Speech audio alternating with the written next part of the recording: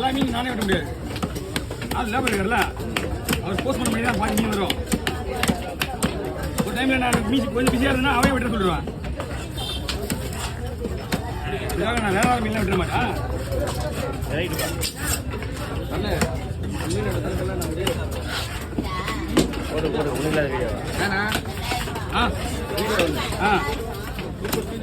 எடுத்துங்க சொல்லு அப்படியே பேசு.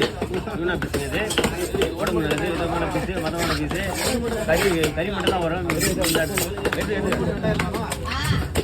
இல்லைம்மா பெரிய மீன் எதனா உண்டா? பெரிய மீன் எதுவும் கிடையாதுப்பா. ஒரு அரை குளம் வந்துச்சு அவ்வளோதான்.